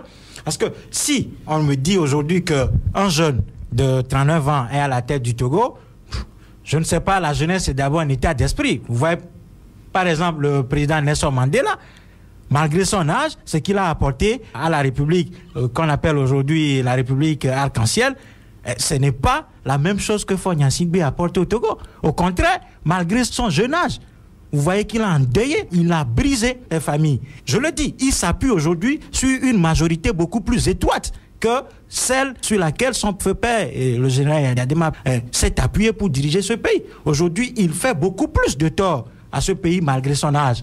Et donc moi je dis que je n'ai pas à envier ou à dire que voilà un jeune qui est au Togo et donc je crois que c'est la jeunesse. Non, ce n'est pas ça. La jeunesse, c'est d'abord un état d'esprit.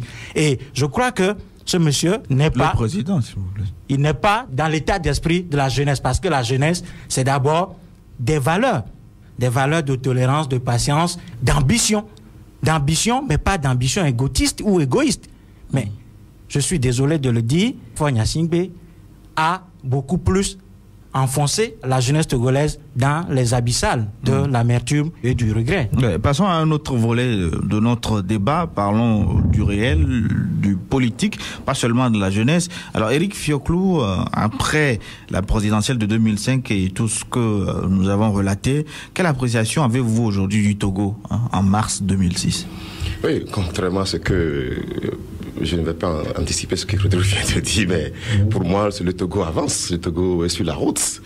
Parce que, reconnaissons-le, avant la mort du feu général Gnassingbé Eyadema, l'ex-président, il y a des acquis que nous n'avons pas. Aujourd'hui, nous avons cette liberté, même si ce n'est pas aussi grande, cette liberté de s'exprimer.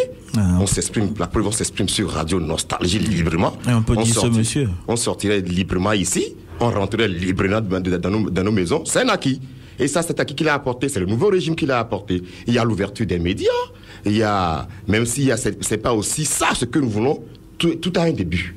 Qu'est-ce qu'il faut faire dans cette situation? On ne va pas dire, c'est parce que X qui est au pouvoir, je ne suis pas avec lui, donc je ne vais jamais l'aider. Mais lorsque vous ne l'aidez pas, vous n'aidez pas le pays. C'est le pays qui recule. Un pays est construit par tout le monde. Il faut que tout le monde mette sa main dans la pâte. Si on dit aujourd'hui que le Togo ne va pas. C'est vrai, il y a beaucoup de choses on doit changer. Je suis conscient, puisque moi-même je voyage. Les pays à côté, le Burkina, le Bénin. Nous devons apporter nos idées. Nous devons faire et tout pour que ceux qui sont là comprennent que vous êtes là pour le développement du pays. Vous êtes là pour le progrès du pays. Et je pense qu'il y a des gens qui ont pris conscience de cet état de choses. Alors que ces choses n'existaient pas avant, reconnaissons-le, n'existaient pas avant. Donc c'est une ouverture, peut-être que l'Éternel même a voulu que le général parte, pour qu'il y ait une ouverture, a dit pour que les Togolais accèdent à certaines choses. Ouais, est-ce que le général bloquait des choses? Non, on reconnaissait quand même qu'avec le général Yadema, il y avait une tension. C'est-à-dire, des gens étaient là, des gens qui étaient comment on le dit, les collaborateurs, certains collaborateurs, n'avaient pas trop de visibilité pour le progrès du pays. Ça, reconnaissons-le. Et qu'il y a certaines choses qu'on ne peut pas faire. Des débats libres comme ça. Ça, c'est parce que on disait, on mentait trop au général. On disait, si vous laissez faire cela, il y aura ça, alors qu'il n'y a jamais ça. Si vous laissez faire ça, il peut y avoir ça. Donc, reconnaissons que nous sommes dans une avancée. Et qu'avec l'arrivée de ce pouvoir aujourd'hui, il y a beaucoup d'avancées. Donc, des choses que nous n'avons pas avant. Par exemple, je vais donner un exemple palpable. Depuis que nous vivons dans ce pays, depuis qu'on a parlé du dialogue social, aujourd'hui, il y a le dialogue social, le dialogue tripartite. Employeur, employé, salarié, il y a ça a commencé. Et ça va déboucher effectivement sur des résultats. Quoi qu'on dise, c'est des avancées. Ça n'a jamais existé. C'est des avancées du pays. Les gens des pays de l'UEMOA l'ont déjà fait à plusieurs reprises. Pourquoi pas nous? Je pense que tout n'est pas rose, mais tout n'est pas aussi noir au Togo. Mais, Justin, il dit le Togo en mars 2006, ça suscite espoir. C'est bien engagé? Moi, je crois que le Togo va mieux. Hein, et puis en tant que jeunes, nous pouvons espérer. Il a dit tantôt, il y a plein de choses qui sont faites. Ce n'est pas encore ça, c'est insuffisant. Nous le reconnaissons. Mais nous disons, il y a le temps, donnons le temps au temps. On y travaillera. Par exemple, quand il parle du dialogue social, il y a même le dialogue politique qu'on veut enclencher. Peut-être que c'est encore les petits problèmes entre nous-mêmes qui font que ce dialogue tarde. Ou soit c'est le RPT qui n'a pas la volonté de le dialogue. Moi, je ne sais pas. Pour le moment, on ne sait pas. Mais est-il qu'il y a quand même volonté d'aller à nouveau vers un dialogue? Et le déblocage des avancements au niveau des fonctionnaires, le paiement de la rigueur du mois de décembre aux fonctionnaires pendant le mois de janvier ou février, je ne sais pas. Donc je dis, il y a quand même une certaine volonté, mais c'est insuffisant. Aujourd'hui, le RPT, c'est-à-dire le RPT qui a au pouvoir, doit faire plus. En s'ouvrant, en acceptant réellement de partager. Parce que quoi qu'on dise, nous sommes dans une transition vers la démocratie. C'est maintenant que la transition a repris. C'est vrai, le chef de l'État est venu bon an mal an au pouvoir, bien élu ou mal élu, il est élu quand même. Nous l'avons accepté en tant que tel. Maintenant, aidons-le à construire le pays. Dans 5 ans, on sera là pour faire le bilan. Moi, je prends l'exemple sur la démocratie béninoise.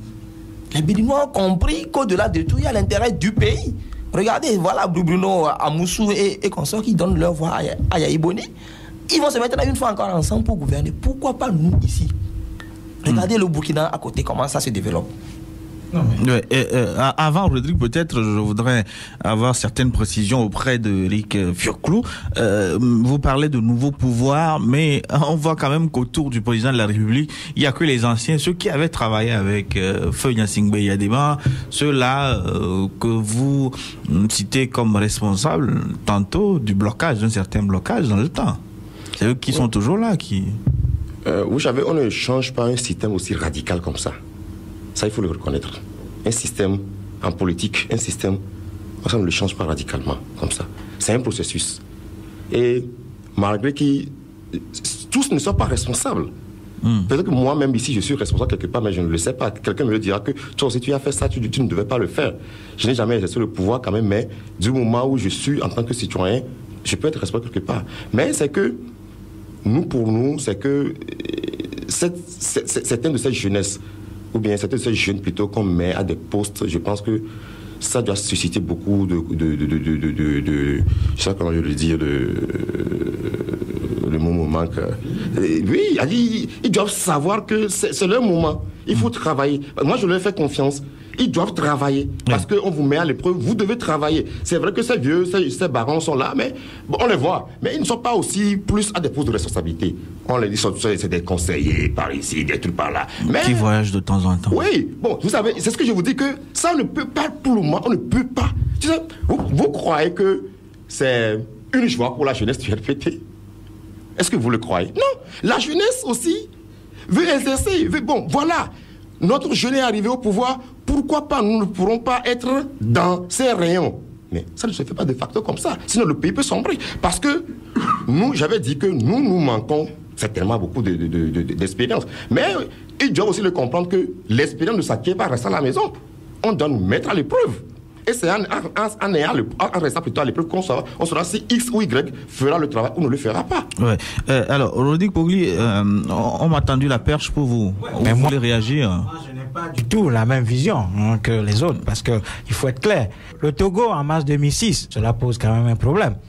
Je dis que nous sommes dans une phase de stagnation, sinon de stagflation totale. Parce que depuis les années Yadema, le prix du maïs n'a jamais connu une hausse aussi vertigineuse. Mais ça fait rire, mais je suis désolé, je ne sais pas. Parce moi, je ne ris pas. Cette polémique est grave. Oui, mais... Parce que vous ne maîtrisez pas ce sujet. Non. Voilà, non, mais le prix du maïs, quand même, c'est... C'est Yadema qui est mort et que vous avez augmenté. Non, mais moi, je ne sais pas. Mais moi, je constate tout simplement... Mais comment l'opposition? Parce que est-ce que l'opposition fixe les prix? Je ne sais pas. Mais je pense quand même que le Togo est dans une situation de blocage. Et oui, mais Rodrigue, est-ce que ce n'est pas parce que on avait voilé un peu les problèmes à l'époque du général Yadema et maintenant qu'il n'est plus là, tous les problèmes sont visibles? On a comme l'impression que le pays va plus mal. Depuis le vivant de Yadema, il y a des voix qui s'élèvent, qui disent un certain nombre de choses. Il y avait quand même beaucoup de désordre, hein, les motions de soutien. Oui, mais c'est vrai, mais le régime actuel n'est que le prolongement de l'ancien. Il y a toujours le mensonge qui continue. Mais vous reconnaissez avec quels efforts? Mais quel effort? Vous pouvez le dire vous-même, hein? Mais je dis tout simplement que ce que je constate sur le terrain, c'est que au niveau des droits de l'homme, par exemple, rien n'a avancé. Récemment, il y a un journaliste qui a été tabassé. Pas plus que cette semaine, on a interdit à une organisation reconnue de tenir une manifestation publique. Mais est-ce que vous pensez vraiment que le Togo avance? Dans le temps, on n'autorisait pas, mais maintenant on dit faites ça le week-end. C'est quand même pas... Quel week-end? Quelle loi dit qu'il faut faire une manifestation pendant le week-end?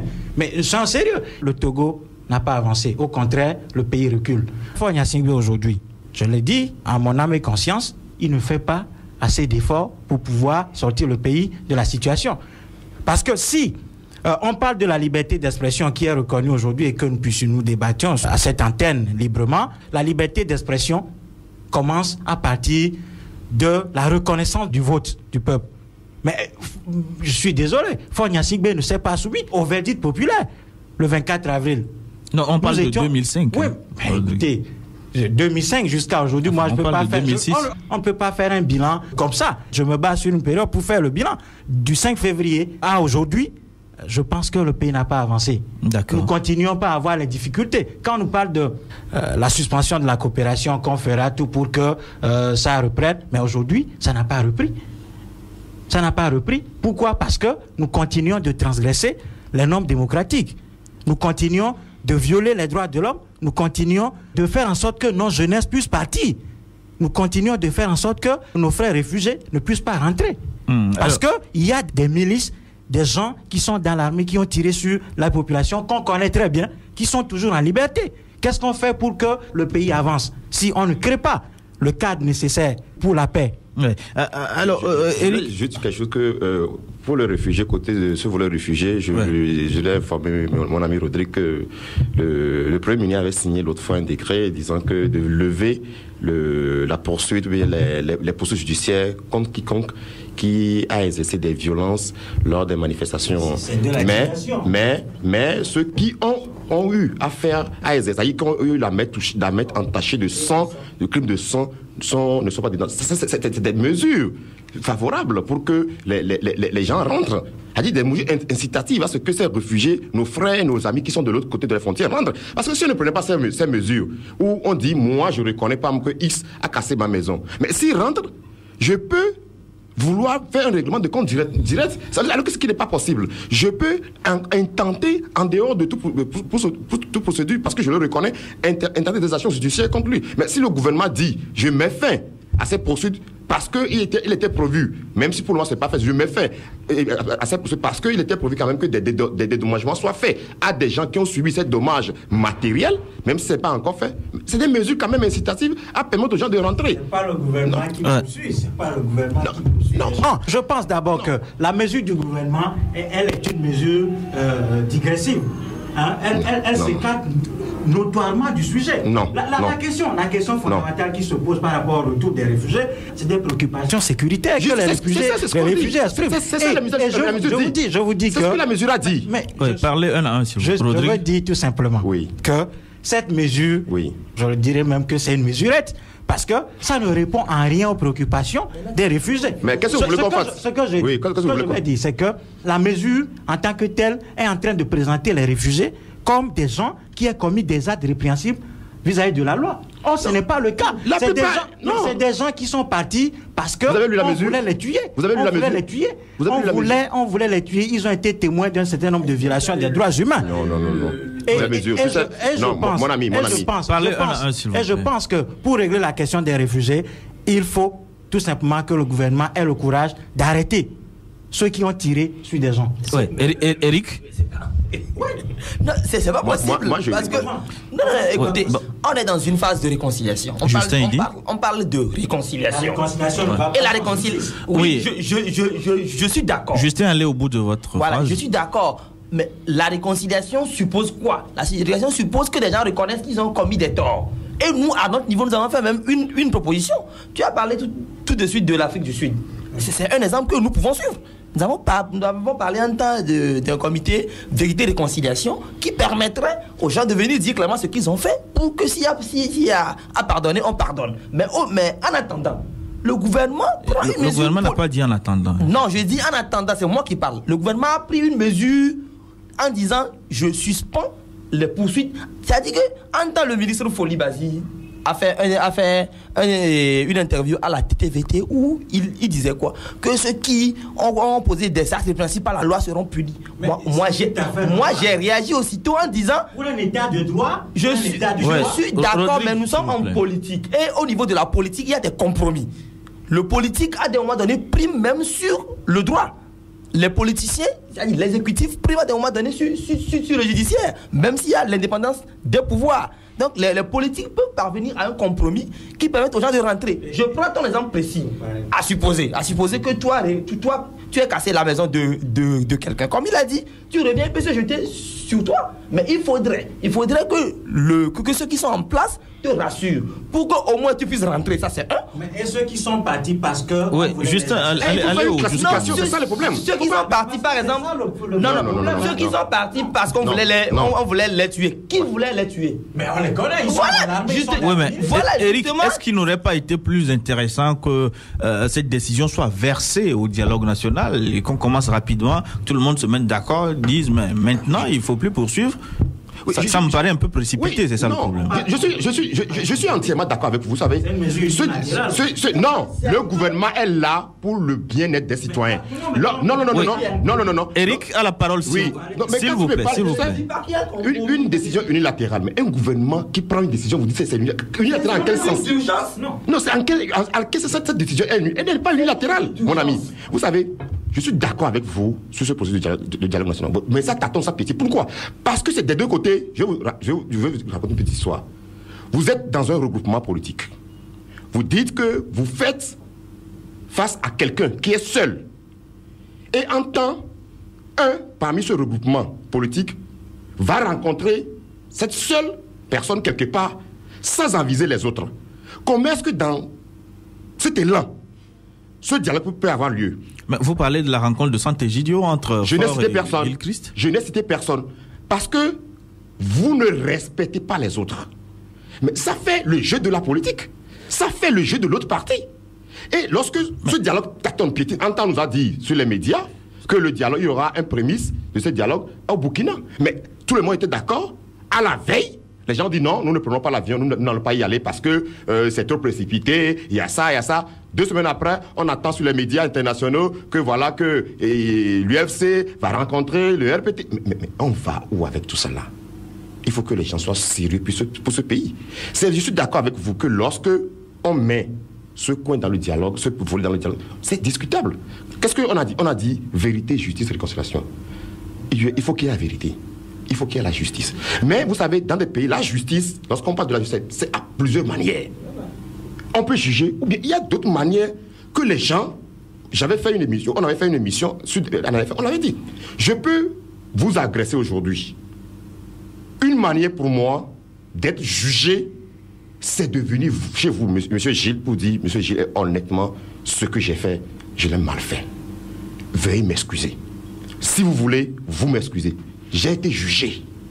C'est une justice. Ça dit, la vérité, c'est que je reconnais que j'ai commis l'acte. C'est que le problème, c'est que jusqu'à présent, personne ne reconnaît qu'il a fait ceci ou cela. C'est quoi le rapport? Sur ça, nous sommes tous d'accord. Je ne peux pas dire aujourd'hui que ceux qui ont commis des crimes de sang, aujourd'hui, qu'on les laisse. Non. J'avais dit au début ici que même si c'est un bébé, même si c'est un bébé de quelques jours qui est mort dans les incidents, on le cite toujours comme mort. Parce que c'est un être humain. Il faut toujours le déplorer. Et celui qui le fait, en droit, on dit que ces crimes sont imprescriptibles.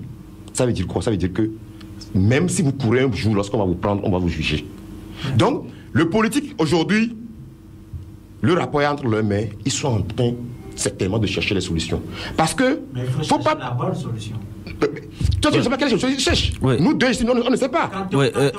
Rodrigue Pogli, pour terminer... Je pose une question de fond. Oui. Quand vous prenez la mesure, vous tournez autour de la mesure, vous voyez que la mesure est en train de dire que les réfugiés avaient commis des crimes. C'est pour ça qu'ils sont partis et que la justice veut les poursuivre. C'est pour ça qu'ils ne veulent pas revenir.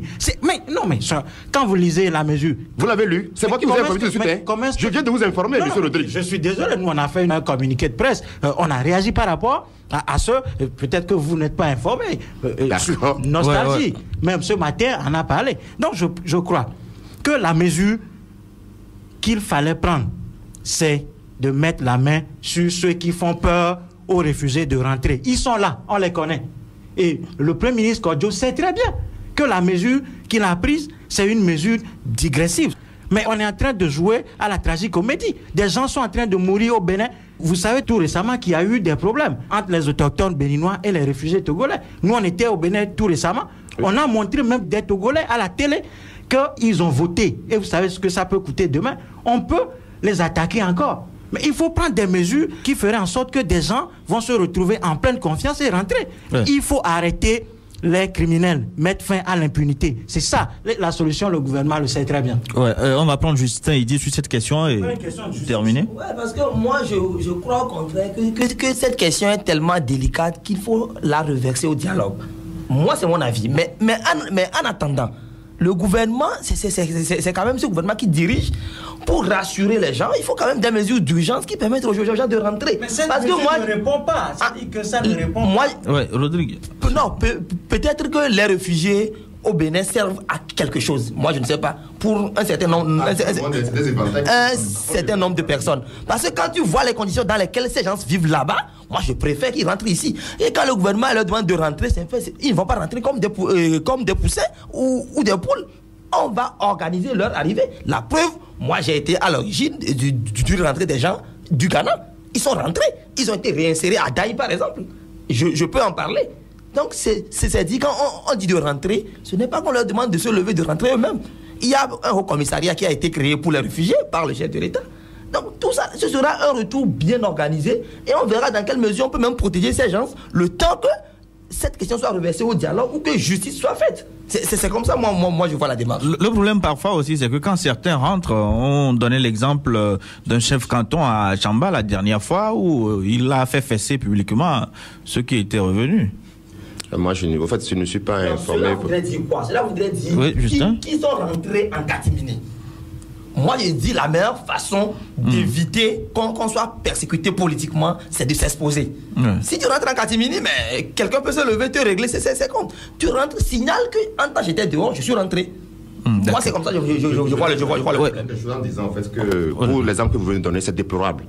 Parce que même si des gens rentrent, un chef canton n'a pas le droit et ce privilège de faire ces gens parce que le gouvernement a pris une décision. Le gouvernement veut que les gens rentrent. Il ne faut pas que quand les gens rentrent, tel que le dit Rodrigue, là je me le rejoins, qu'on crée encore des situations pour que ces personnes repartent. Ça, je suis entièrement contre. Parce que nous voulons la cohésion sociale. Nous voulons que les gens rentrent pour que ce pays soit construit. Parce que vous savez, dans aucun pays, lorsqu'il y a des réfugiés, ça ne fait jamais du bien pour le pays. Dans les pays où il y a la guerre, à peine la guerre vient à peine de terminer, les gens font pieds et mains pour que ces réfugiés rentrent. Parce que c'est des dangers. C'est des dangers. Donc, il ne faut pas qu'un petit chef quelque part, un petit, je ne sais pas même pas quoi je vais le dire, les gens rentrent et puis les fassent fuir. Non, je ne pas. Il faut que le gouvernement, ces actes doivent porter à la tête du gouvernement qui doit prendre des mesures répressives. On doit les réprimer. Ouais. Alors, revenons à notre débat. Rodrigue, les jeunes, ça n'existe pas seulement à la tête du Togo. Il y a des jeunes ministres également. Il y en a. On a insufflé quelques 109 au gouvernement. Comment jugez-vous en général l'action de ces jeunes-là? Avant de revenir à la question fondamentalement, je voudrais dire que je suis d'accord avec les uns et les autres quand ils disent que les réfugiés posent un problème au Togo. Ça, c'est vrai. Mais quelle est la mesure adéquate qu'il faut prendre pour que des gens puissent revenir? Je crois. Vous l'avez déjà dit, il faut mettre fin à l'impunité. Oui, il faut arrêter les gens. Mais ça, c'est clair. C'est eux qui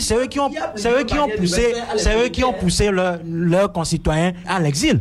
Et ça, je suis tout à fait carré sur cette question-là. Maintenant, par rapport à la question que vous avez posée, relativement aux jeunes qui sont ministres ou directeurs de cabinet, présidents aujourd'hui, s'ils arrivent à tirer leur épingle du jeu, peut-être que personnellement, c'est-à-dire individuellement, oui, mais je ne sais pas quel service ils rendent aujourd'hui à la nation. Je ne vois pas. Vous pensez que c'est une promotion personnelle? Oui, c'est une promotion personnelle. Moi, je dis même que c'est des carriéristes.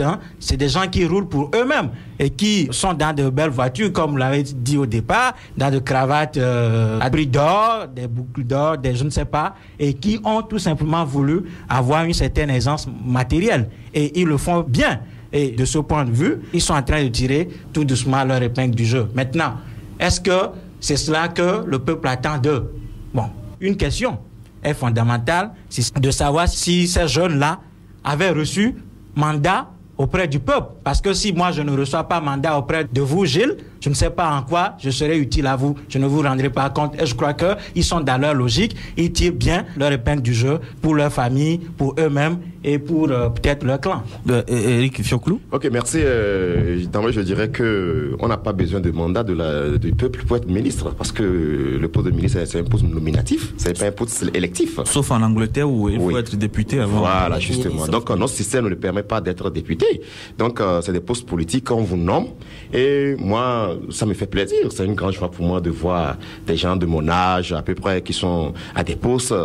C'est bien.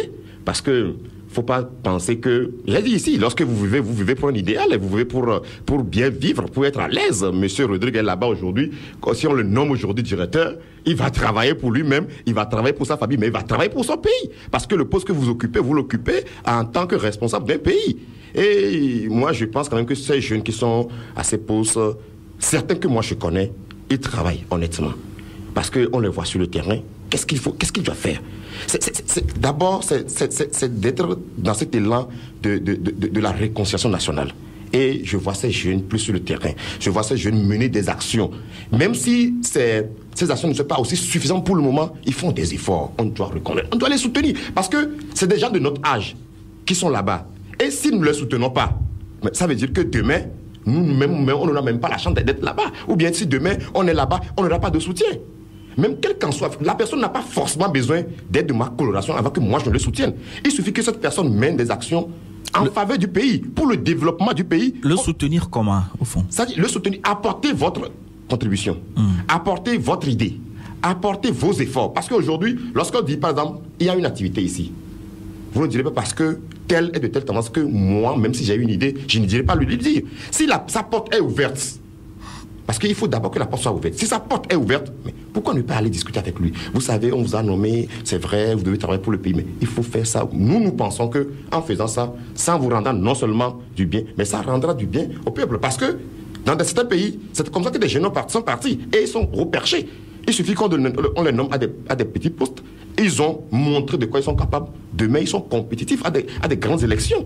Mais si on ne fait pas ça, mais on laissera toujours la place aux vieux et qui continuent toujours pas nous amener en bateau.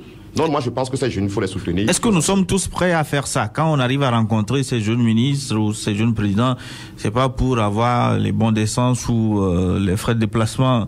Il me semble que les gens se préoccupent plus de ça que de faire des propositions concrètes pour qu'ils aillent de l'avant. Cela dépend de l'engagement politique de celui qui va chez ses camarades jeunes. Et cela dépend de l'idéal que celui-ci poursuit. C'est vrai que nous l'avons dit tantôt, les jeunes vivent dans des conditions assez difficiles. Mais par exemple, moi je prends mon exemple personnel. Parce que je ne peux que parler de moi d'abord par rapport à la politique togolaise. Quand vous prenez l'actuel secrétaire d'État chargé de la promotion des jeunes, Gilbert Achou, ce fut mon président à la NDP. J'étais sans porte-parole. On a eu des problèmes qu'on a même exprimé dans ce studio. Mais aujourd'hui, je n'hésite pas à aller lui dire, écoute mon frère, dans l'intérêt du pays, fais ci, fais ça. Et en temps même dans la rue, j'ai appris que je suis devenu son conseiller nommé, j'ai même un bureau. Tu vois, donc c'est vous dire que, comme l'a dit le camarade Fioclou, quand on a quelque chose à apporter, il ne faut pas hésiter. Et ces jeunes que moi je vois, je dis, moi ça m'encourage personnellement, je ne le cache pas. Il faudrait que les jeunes Togolais aient de l'ambition. La fois dernière, un aîné nous disait que lui souhaiterait que les jeunes Togolais aussi soient riches. Qu'il ne faudrait pas que seulement ce soit des gens âgés, des vieux qui roulent dans les bagnoles. Ce n'est pas ça notre premier objectif. Mais on ne peut pas faire le bonheur des autres en faisant soi-même son malheur. Quand tu fais le bonheur des autres, automatiquement, toi-même, tu es heureux. Donc moi, je trouve leur action. Je dis, ce n'est pas ce qu'on aurait souhaité. Ils n'ont pas encore atteint l'idéal. Mais reconnaissons aussi qu'ils sont venus dans des conditions assez difficiles. Et ces conditions ne leur permettent pas d'exercer librement. Et au-delà, je voudrais faire une analyse. Il y a un certain nombre de jeunes aujourd'hui qui étaient de l'opposition, qui se retrouvent soit ministres, directeurs de cabinet. C'est des gens avec qui je frotte.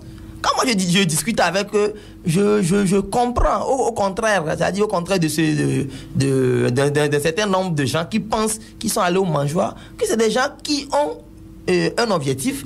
Ils essaient de mettre en place un certain nombre de stratégies.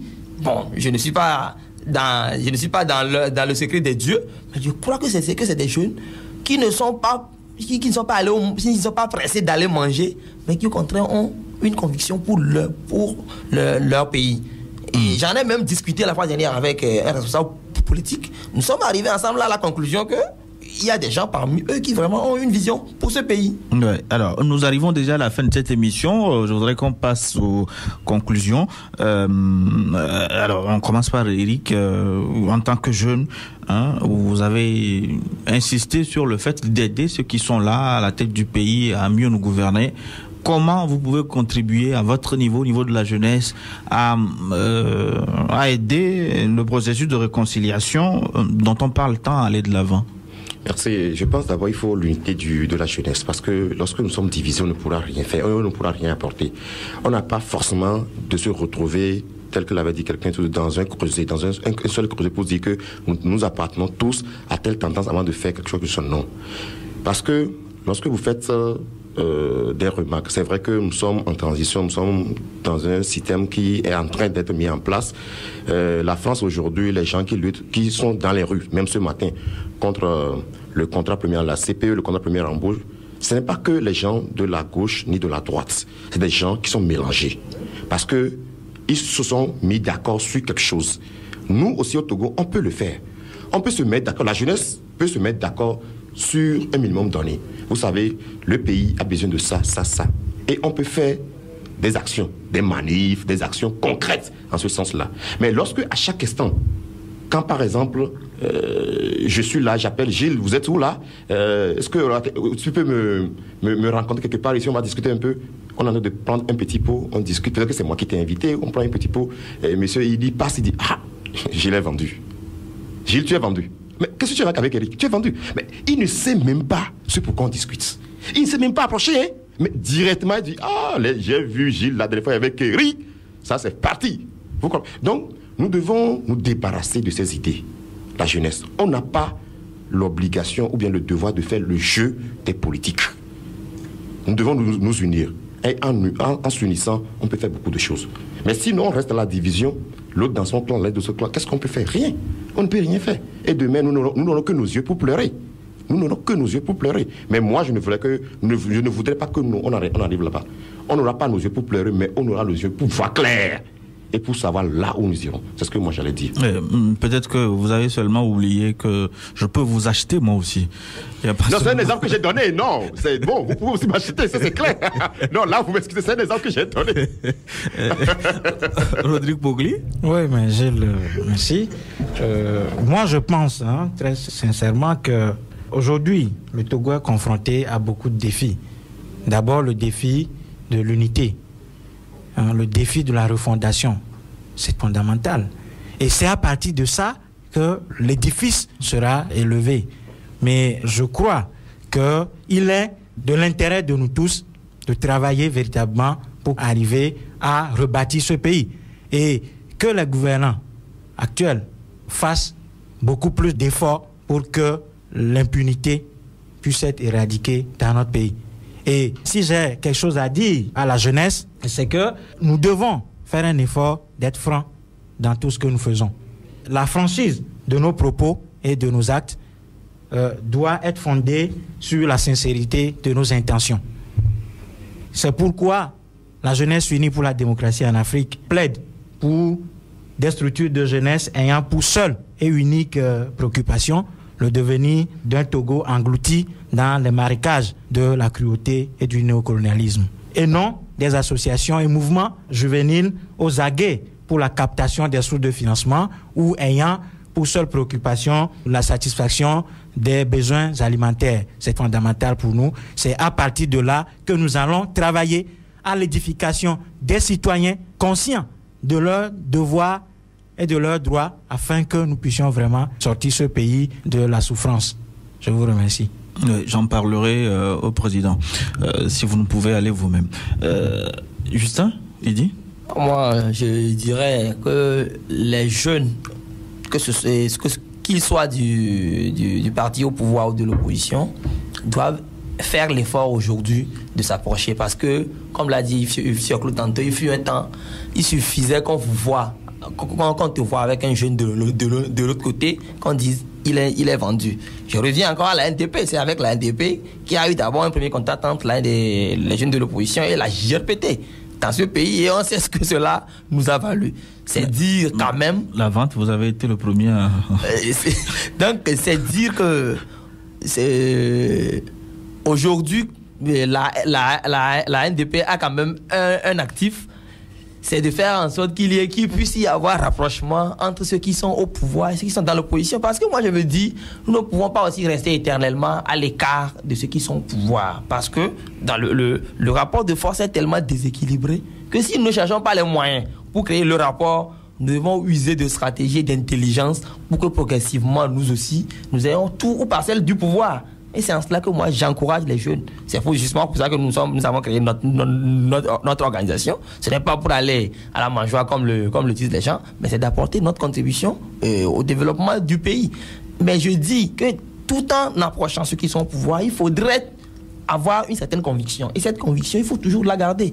Et l'idéal, c'est quoi? C'est de travailler au développement de son pays. C'est de travailler à faire en sorte qu'on soit du pouvoir ou de l'opposition, qu'on puisse travailler ensemble dans la même administration comme on le fait si bien déjà, qu'on puisse travailler ensemble dans un même gouvernement comme cela est le cas aujourd'hui. On aurait souhaité ce gouvernement plus ouvert. C'est en cela que nous estimons que le dialogue à venir devrait être une occasion pour réouvrir le gouvernement avant ou après les législatives, je ne sais pas. Mais ce que je tiens à déplorer solennellement, c'est que ce dialogue n'associe pas les jeunes. Le dialogue qu'on veut ouvrir n'associe pas les jeunes. Je ne sais pas si c'est la faute aux jeunes eux-mêmes qui manquent d'audace ou c'est parce que les personnes âgées ne veulent pas que les jeunes entrent dans le jeu politique. Donc moi, je voudrais nous inciter ensemble, c'est-à-dire nous les jeunes des deux bords, à nous rapprocher si possible et à travailler pour pousser nos aînés à comprendre et à taire leur querelle, à se dire de toute façon, nous sommes Togolais, nous devons travailler pour le développement de notre pays. Nous devons faire en sorte que notre pays rayonne à l'extérieur. C'est un prix à payer, c'est ce que nous pensons à la NDPD. Alors, merci, chers invités, d'avoir accepté vous livrer à cet exercice démocratique. Le débat sur Nostalgie Lomé, le rendez-vous de la rédaction s'achève. En studio avec nous, il y avait Rodrigue Komla-Kogli, secrétaire général de la Jeunesse Unie pour la démocratie en Afrique. Justin Komla-Idi, président de la Nouvelle Dynamique Populaire, NDPD, Nouvelle Dynamique Populaire Démocratique, NDPD. Eric Fioclou-Toulan, secrétaire général de Sud Solidarité. Et Cécéreko Aïva, que nous avons perdu définitivement, président de l'association togolaise contre la manipulation des consciences à TLMC. Si vous avez été avec nous au début de cette émission, vous l'aurez certainement écouté. Merci d'être venu. La prochaine fois, j'espère vous inviter comme ministre autour de cette table. Pourquoi pas? Merci. Antoine Tété au menu technique, Gilles Bocor au micro. Passez un excellent week-end. Au revoir.